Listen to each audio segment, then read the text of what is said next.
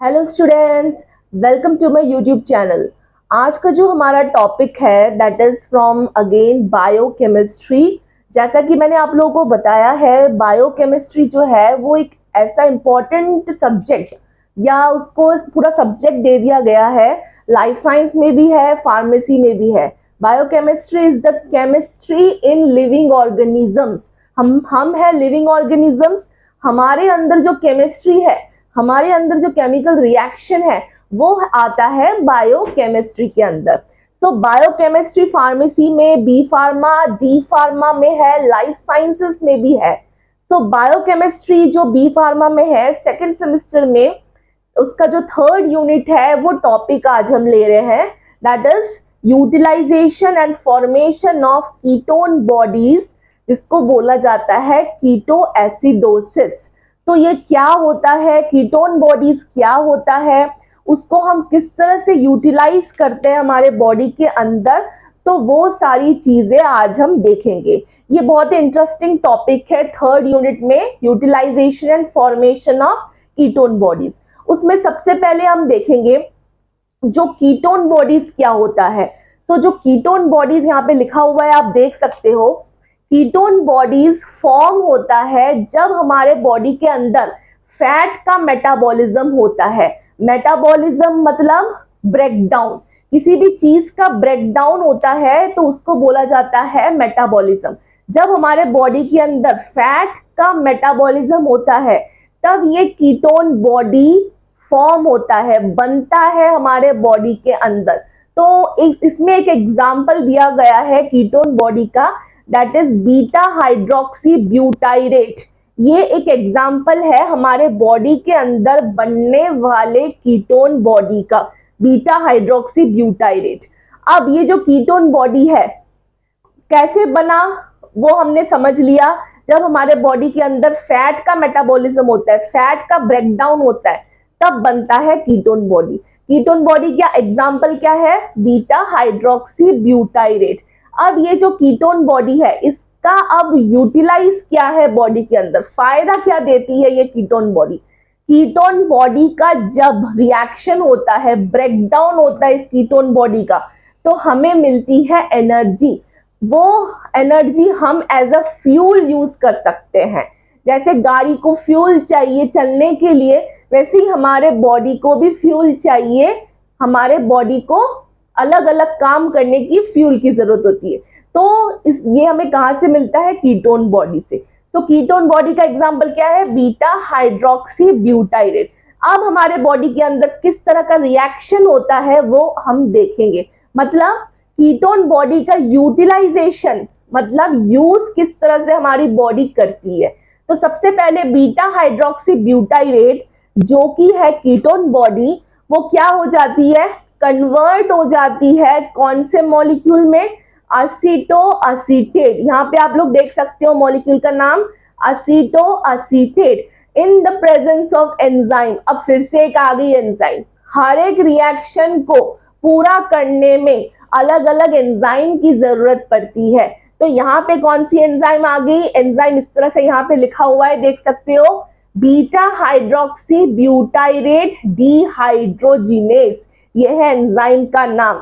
ये एंजाइम आ जाती है, कन्वर्ट कर देती है बीटा हाइड्रोक्सी ब्यूटाइरेट नाम के कीटोन बॉडी को असीटो असीटेट में, इन the presence of enzyme this. अब इसमें क्या होता है, रिएक्शन में NADH रिलीज होता है विथ H+ आयन। NADH क्या है, निकोटिन एडिमाइन डाई न्यूक्लियोटाइड, ये है NADH with releasing of H+ ions. So एसिटो acetate में कन्वर्ट हो गई। अब एसिटो एसिटेट कन्वर्ट होती है थर्ड मॉलिक्यूल में, देख सकते हो आप वहां पे असीटो असीटाइल कोए, लास्ट में लिखा हुआ है असीटो असीटाइल कोए में। किस एंजाइम ने किया ये कारनामा, असीटो असीटेट कोए ट्रांसफेरेज, वहां पे लिखा हुआ है एंजाइम का नाम। लास्ट में मैंने बताया था एंजाइम के लास्ट में एस होता है हमेशा, एस, तो इसका मतलब वो एंजाइम है। उसमें कौन सा एंजाइम है, असीटो असीटेट कोए ट्रांसफेरेज, जो कन्वर्ट करती है एसीटो एसीटेट को असीटो असीटाइल कोए में।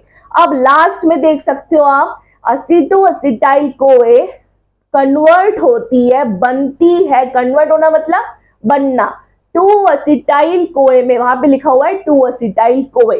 अब ये जो असीटाइल कोए है जो दो मॉलिक्यूल में बनी, एक मॉलिक्यूल ऑफ असीटाइल कोए एंड वन मॉलिक्यूल ऑफ असीटाइल कोए, टोटल दो असीटाइल कोए, वो चली जाती है क्रेब्स साइकिल में, citric acid cycle, TCA cycle, Krebs cycle में चली जाती है।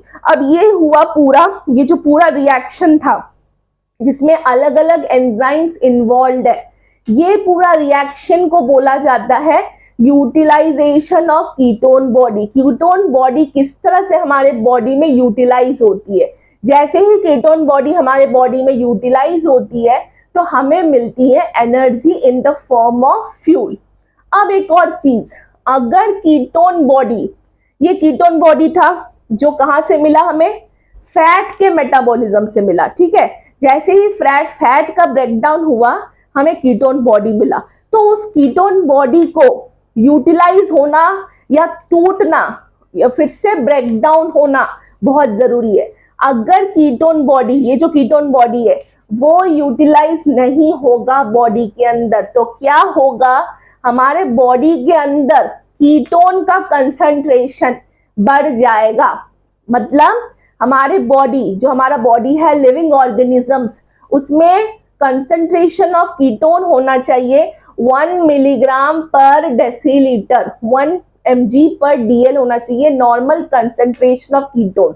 अगर कीटोन बॉडी का अच्छे से यूटिलाइजेशन नहीं होता है तो ये जो कंसंट्रेशन बढ़ सकता है।